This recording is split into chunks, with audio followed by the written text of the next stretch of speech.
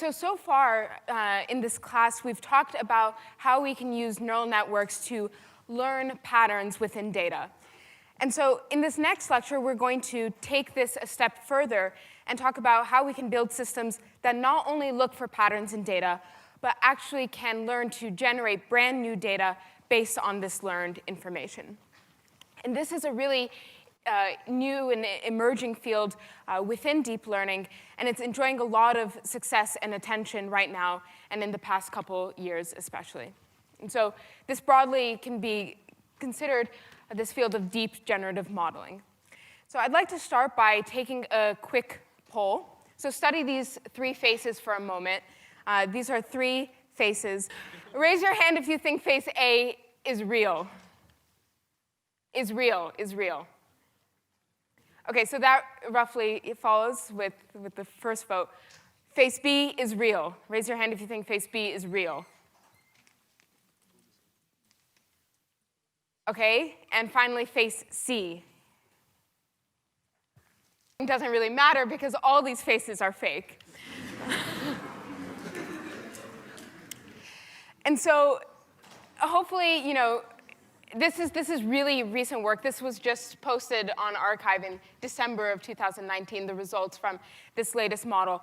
And today, by the end of this lecture, you're going to have a sense of how a deep neural network can be used to generate data that is so realistic that it fooled many of you, or rather all of you. OK, so far in this course, we've been considering this problem of supervised learning, which means we're given a set of data and a set of labels that go along with that data. And our goal is to learn a functional mapping that goes from data to labels. And in this course, this is a course on deep learning. And we've been largely talking about functional mappings that are described by deep neural networks. But at the core, these mappings could be anything. Now we're going to turn our attention to a new class of problems. And that's what is called unsupervised learning, and is the topic of today's lecture. And in unsupervised learning, we're given only data and no labels. And our goal is to try to understand the hidden or underlying structure that exists in this data. And this can help us get insights into sort of what is the foundational level of explanatory factors behind this data, and as we'll see later, to even generate brand new examples that resemble the true data distribution. And so this is this topic of generative modeling, which is an example of unsupervised learning. And as I kind of alluded to, our goal here is to take input examples from some training distribution and to learn and infer a model that represents that distribution. And we can do this for two main goals.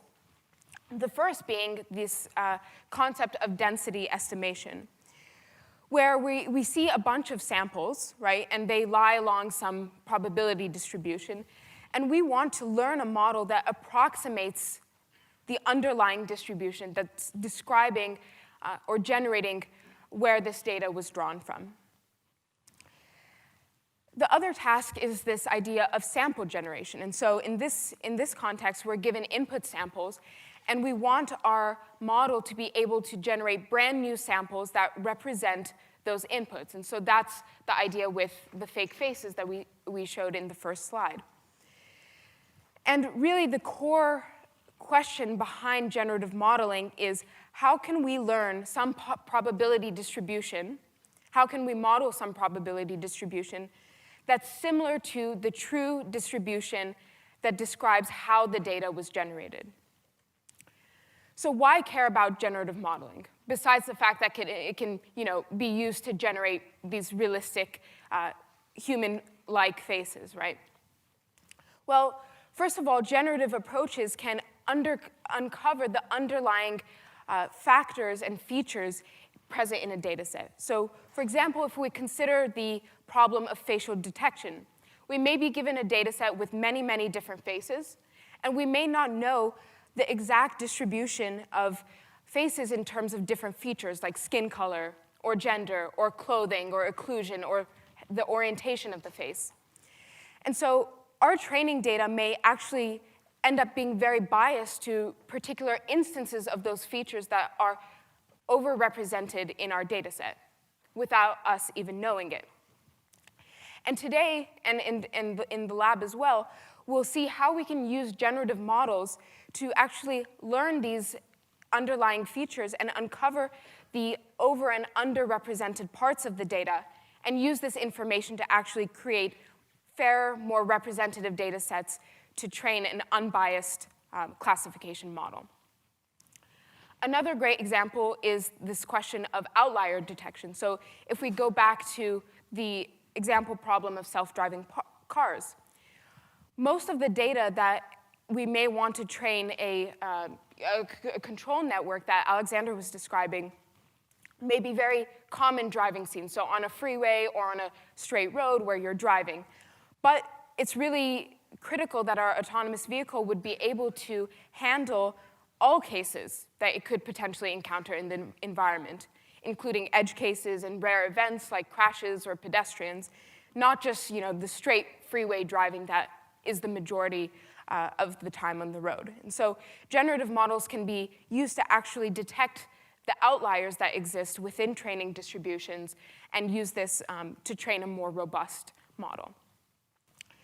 And so we'll really dive deeply into two classes of models that we call latent variable models.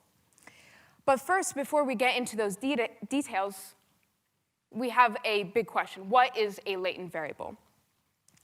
And I think a great example to describe the difference between latent and observed variables is this little parable and story from Plato's Republic from thousands of years ago, which is known as the myth of the cave. And in this myth, a group of prisoners are constrained to face a wall as punishment. And the only things that they can see and observe are the shadows of objects that pass in front of a fire that's actually behind them. So they're just observing the shadows in front of their faces. And so from the prisoner's perspective, these shadows are the observed variables. They can measure them, they can give them names, because to them, that's their reality. They don't know that behind them, there are these true objects that are actually casting the shadows because of this fire. And so those objects that are behind the prisoners are like the latent variables. They're not directly observable by the prisoners, but they're the true explanatory factors that are casting the shadows that the prisoners see. And so our goal in generative modeling is to find ways of actually learning these hidden and underlying latent variables, even when we are only given the observed data. Okay, so let's start by discussing a very simple generative model, which tries to do this by encoding its input. And these models are known as autoencoders. So to take a look at how an autoencoder works, what is done is we first begin by feeding raw input data into the model. It's passed through a series of neural network layers.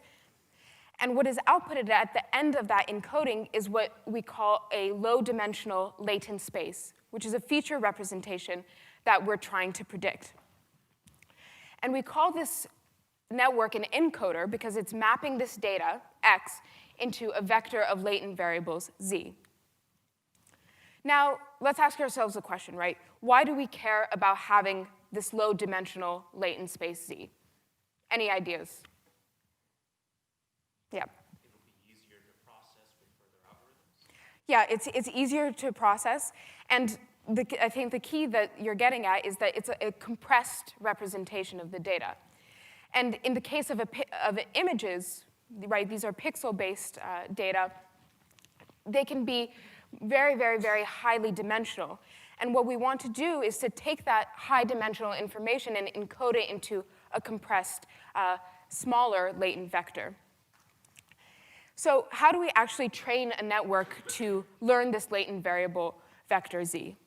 Do we have training data for z? Do we observe these, the true values of z, and can we do supervised learning? The answer is no, right? We don't have training data for those latent variables, but we can get around this by building a decoder structure that is used to reconstruct a resemblance of the original image from this learned latent space. And again, this decoder is a series of neural network layers, which can be convolutional layers or fully connected layers, that are now taking that hidden latent vector and mapping it back to the dimensionality of the input space. And we call this reconstructed output x hat, right? Since it's going to be some imperfect reconstruction or estimation of what the input x looks like. And the way we can train a network like this is by simply considering the input x and our reconstructed output x hat and looking at how they are different, right? And we want to try to minimize the distance between the reconstruction and the input to try to get as realistic of a reconstruction as possible. And so in the case of this image example, we can simply take the mean squared error, right, x minus x hat, and square it from the input to the outputted reconstructions. And so the really important thing here is that this loss function doesn't have any labels, right? The only components of the loss are our input x and the reconstructions x hat. It's not supervised in any sense. And so we can simplify this diagram a little bit further by abstracting away those individual layers in the encoder and the decoder. And this idea of unsupervised learning is really a powerful idea because it allows us to, in a way, quantify these latent variables that we're interested in, but we can't directly observe. And so a key consideration when building a model like an autoencoder is how we select the dimensionality of our latent space. And the latent space that we're trying to learn presents this sort of bottleneck layer because it's a form of compression. And so the lower the dimensionality of the latent space that we choose, the poorer the quality of the reconstruction that's generated in the end. And so in this example, this is the very famous data set of handwritten digits called MNIST. And on the right, you can see the ground truth for example digits from this data set. And as you can hopefully appreciate in these images, by going just from a 2D latent space to a 5D latent space, we can drastically improve the quality of the reconstructions that are produced as output by an autoencoder structure. OK, so to summarize, autoencoders are using this bottlenecking hidden layer that forces the network to learn a compressed latent representation of the data. And by using this reconstruction loss, we can train the network in a completely unsupervised manner. And the name autoencoder comes from the fact that we're automatically encoding information within the data into this smaller latent space.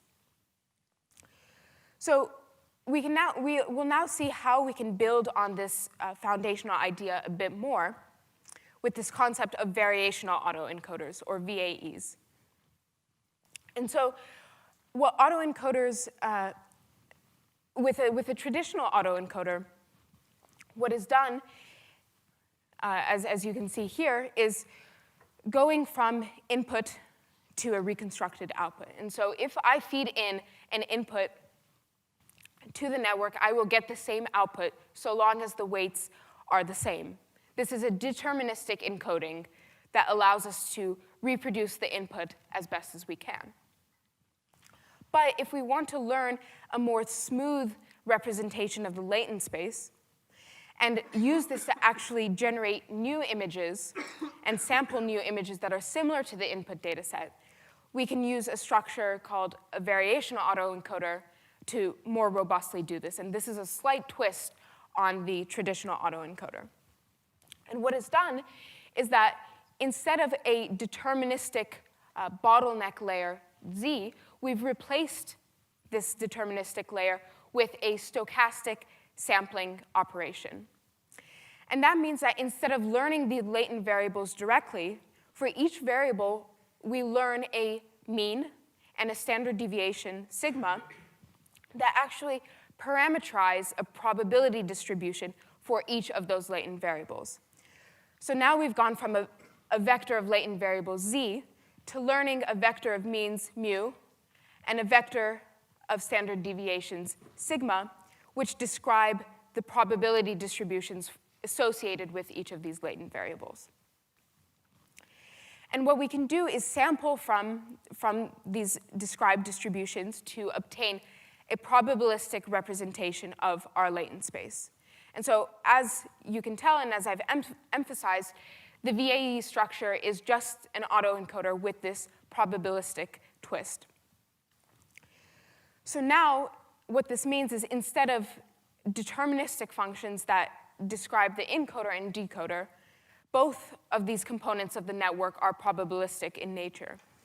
And what the encoder actually does is it computes this probability distribution, P of phi, of the latent space Z given an input X, while the decoder is doing sort of the reverse inference. It's computing a new probability distribution, Q of theta, of X given the latent variables Z. And because we've introduced this probabilistic aspect to this network, our loss function has also slightly changed. The reconstruction loss in this case is basically exactly like what we saw with the traditional autoencoder.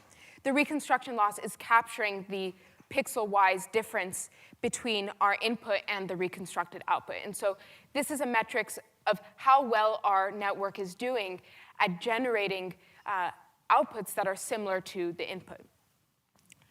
Then we have this other term, which is the regularization term, which gets back to that earlier question. And so because the VAE is learning these probability distributions, we want to place some constraints on how this probability distribution is computed and what that probability distribution resembles as a part of regularizing and training our network. And so the way that's done is by placing a prior on the latent distribution. And that's P of Z. And so that's some initial hypothesis or guess about what the distribution of Z looks like. And so this essentially helps enforce the learned Z's to follow the shape of that prior distribution. And the reason that we do this is to help the network not overfit, right? Because without this regularization, it may overfit on certain parts of the latent space. But if we enforce that each latent variable adopts something similar to this prior, it helps smooth out the landscape of the latent space and the learned distributions. And so this regularization term is a function that captures the divergence between the inferred latent distribution and this fixed prior that we've placed. So as I mentioned, a common choice for this prior distribution is a normal Gaussian, which means that we center it around with a mean of 0 and a standard deviation 1. And as the great question pointed out, what this enables us to do is derive some very nice properties about the optimal bounds of how well our network can do. And by choosing this normal Gaussian prior, what is done is the encoder is encouraged to sort of distribute the latent variables evenly around the center of this latent space, distributing the encoding smoothly, and actually the network will learn to penalize itself when it tries to cheat and cluster points outside sort of this smooth Gaussian distribution, as it would be the case if it was overfitting or trying to memorize particular instances of the data. And what also can be derived in the instance of when we choose a normal Gaussian as our prior is this specific distance function, which is formulated here, and this is called the KL divergence, the Kublak-Leibler divergence. And this is specifically in the case when the prior distribution is a 0-1 Gaussian. The divergence that measures the separation between our inferred latent distribution and this prior takes this particular form. Okay, Yeah, so to reemphasize, this term is the regularization term that's used in the formulation of the total loss. Okay, so now that we've seen a bit about the reconstruction loss and a little more detail into how the regularization term works, we can discuss how we can actually train the network end-to-end using backpropagation. And what immediately jumps out as an issue is that Z here is the result of a stochastic sampling operation. And we cannot backpropagate gradients through a sampling layer because of their stochastic nature.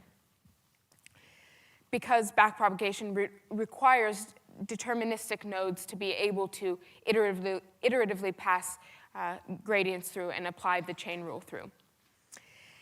But what was a really breakthrough idea that enabled VAEs to really take off was to use this little trick called a reparametrization trick to reparametrize the sampling layer such that the network can now be trained end-to-end. And I'll give you the key idea about how this operation works. And so instead of drawing Z directly from a normal distribution that's parametrized by mu and sigma, which doesn't allow us to compute gradients, instead what we can do is consider the sampled latent vector Z as a sum of a fixed vector mu, a fixed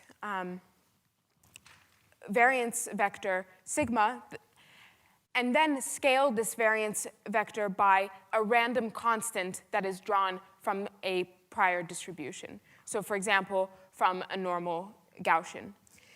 And what is the key idea here is that we still have a stochastic node, but since we've done this reparametrization with this factor epsilon, which is drawn from a normal distribution, this stochastic sampling does not occur directly in the bottleneck layer Z. We've reparametrized where that sampling is occurring.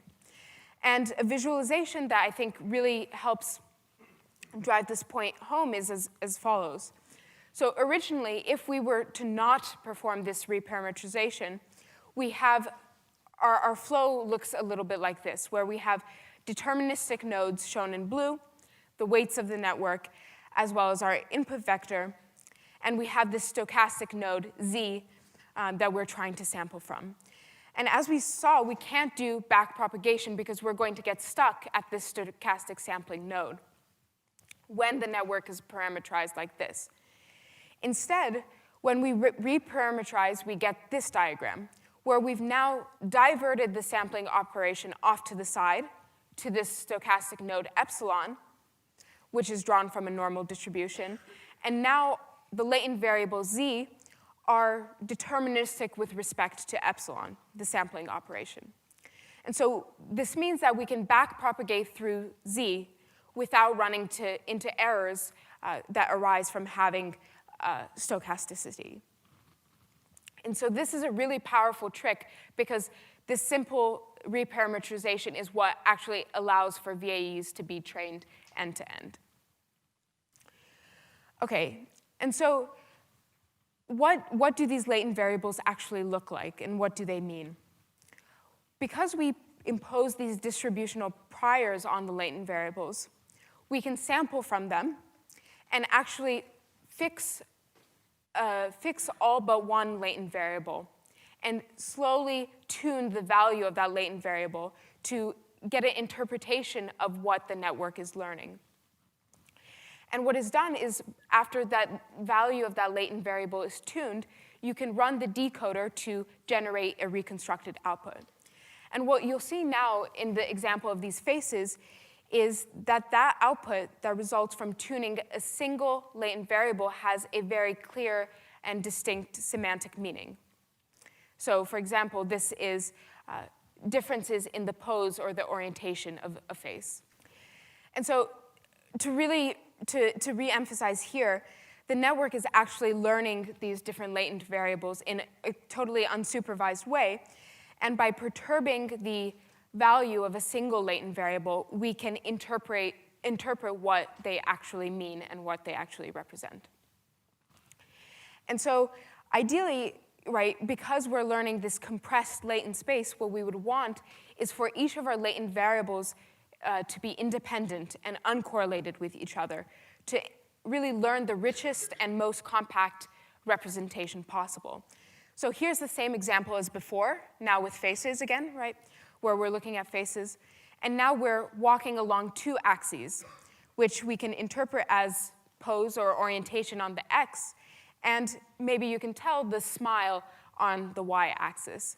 And to reemphasize, right, these are reconstructed images, but they're reconstructed by keeping all other variables fixed except these two, and then tuning the value of those latent features. And this is this idea of disentanglement, by trying to encourage the network to learn variables that are as independent and uncorrelated with each other as possible. And so to motivate the use of VAE and generative models a bit further, let's go back to this example that I showed from the beginning of lecture, the question of facial detection. And as I kind of mentioned, right, if we're given a data set with many different faces, we may not know the exact distribution of these faces with respect to different features like skin color. And why this could be problematic is because imbalances in the training data can result in unwanted algorithmic bias. So for example, the faces on the left are quite homogeneous, right? And a standard classifier that's trained on a data set that contains a lot of these types of examples will be better suited at recognizing and classifying those faces that have features similar to those shown on the left. And so this can generate unwanted bias in our classifier.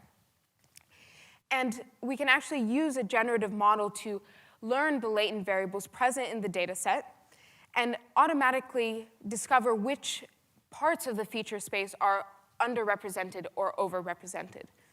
And since this is the topic of today's lab, I want to spend a bit of time now going through how this approach actually works. And so what is done is a VAE network is used to learn the underlying features of a training data set, in this case, images of faces, in an unbiased and unsupervised manner without any annotation. And so here we're showing an example of one such learned latent variable, the orientation of the face. And again, right, we never told the network that orientation was important. It learned this by looking at a lot of examples of faces and deciding, right, that this was an important factor. And so from these latent distributions that are learned, we can estimate the probability distribution of each of the learned latent variables. And certain instances of those variables may be overrepresented in our data set, like homogeneous skin color or pose. And certain instances may have lower probability and fall sort of on the tails of these distributions. And if our data set has many images of a certain skin color that are overrepresented, the likelihood of selecting an image with those features during training will be unfairly high, right? That can result in unwanted bias. And similarly, these faces with rarer features, like shadows or darker skin or glasses, may be underrepresented in the data, and so the likelihood of selecting them during sampling will be low. And the way this algorithm works is to use these inferred distributions to adaptively resample data during training. And this is used to generate a more balanced and more fair training data set that can be then fed into the network to ultimately result in an unbiased classifier. And this is exactly what you'll explore in today's lab. Okay, so to reiterate and summarize some of the key points of VAEs, these VAEs encode a compressed representation of the world by learning these underlying latent features. And from this representation, we can sample to generate reconstructions of the input data in an unsupervised fashion. We can use the reparametrization trick to train our networks end-to-end, and use this perturbation approach to interpret and understand the meaning behind each of these hidden latent variables. Okay, so VAEs are looking at this question of probability density estimation as their core problem. What if we just are concerned with generating new samples that are as realistic as possible as the output? And for that, we'll transition to a new type of generative model called a generative adversarial network, or GAN. And so the idea here is we don't want to explicitly model the density or the distribution underlying some data, but instead just generate new instances that are similar to the data that we've seen. Which means we want to try to sample from a really, really complex distribution, which we may not be able to learn directly in an efficient manner. And so the approach that GANs take is really simple. They have a generator network, which just starts from random noise. And this generator network is trained to learn a transformation going from that noise to the training distribution. And our goal is we want this generated fake sample to be as close to the real data as possible. And so the breakthrough to really achieving this was this GAN structure, where we have two neural networks, one we call a generator and one we call a discriminator, that are competing against each other. They're adversaries. Specifically, the goal of the generator is to go from noise to produce imitations of data that are close to real as possible. Then the discriminator network takes both the fake data as well as true data and learns how to classify the fake from the real, to distinguish between the fake and the real.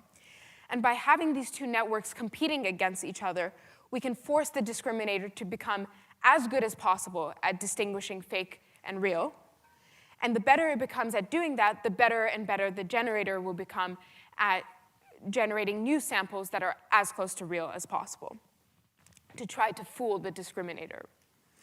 So to get more intuition behind this, let's break this down into a simple example.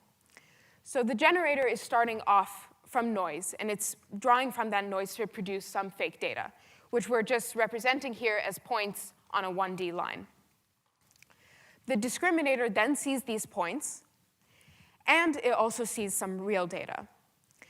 And over the course of the training of the discriminator, it's learning to output some probabilities that a particular data point is fake or real.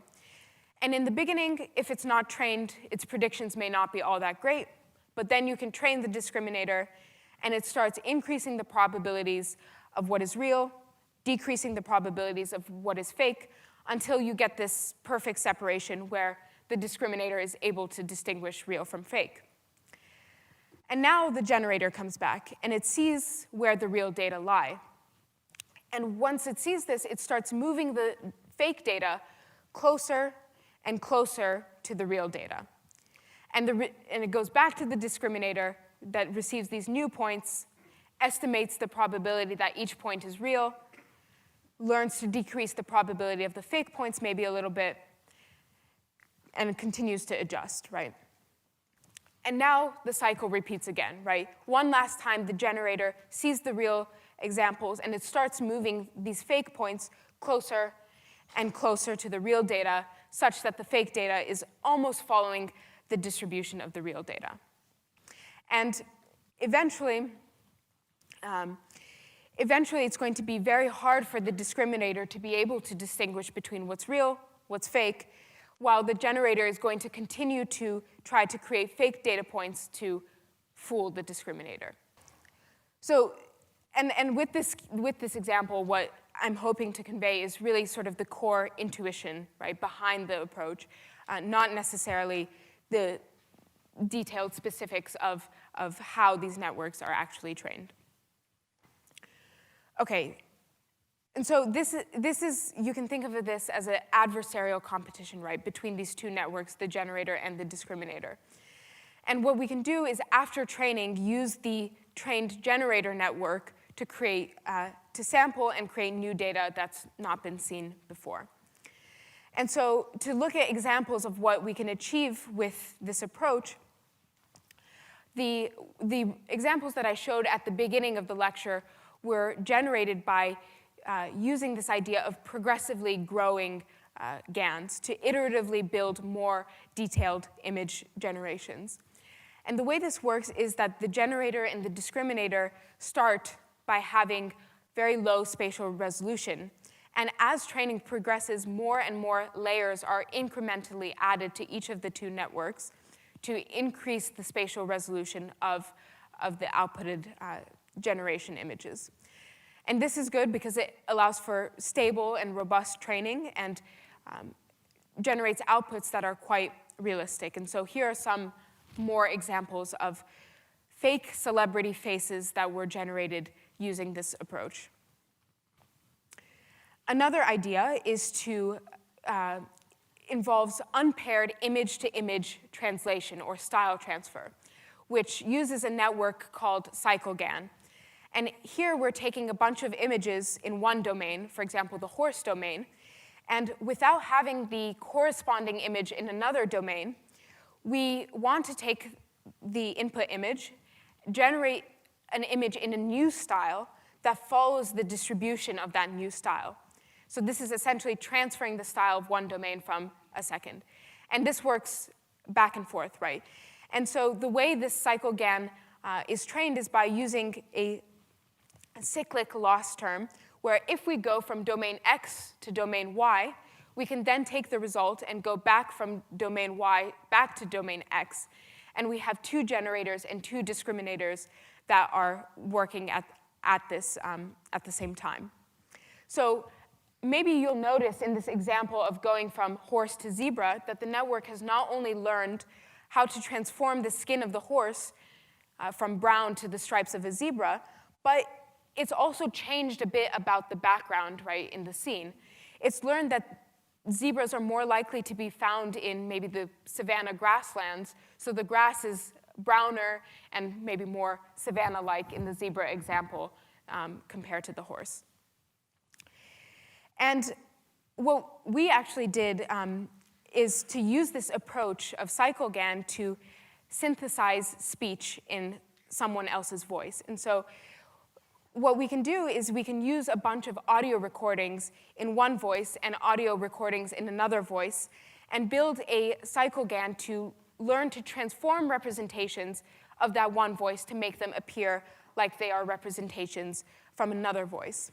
So what can be done is to take an audio waveform, convert it into an image representation, which is called a spectrogram, and you see that image on the bottom, and then train a CycleGAN to perform the transfer from one domain to the next. And this is actually exactly how we did the speech transformation for yesterday's demonstration of Obama's introduction to the course. And so we're showing you what happened under the hood here. And what we did is we took original audio of Alexander saying that script that was played yesterday, and took the audio waveforms, converted them into the spectrogram images, and then trained a CycleGAN using this information and audio recordings of Obama's voice to transfer the style of Obama's voice onto our script. And so, hi everybody, and welcome to MIT 6S191, the official introductory course on deep learning taught here at MIT.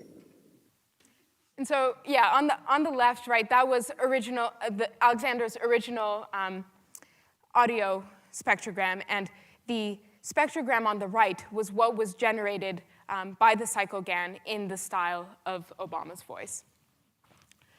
Okay, so to summarize, today we've covered a lot of ground on autoencoders and variational autoencoders and generative adversarial networks. And hopefully this discussion of these approaches gives you a sense of how we can use deep learning to not only learn patterns in data, but to use this information in a rich way to achieve generative modeling.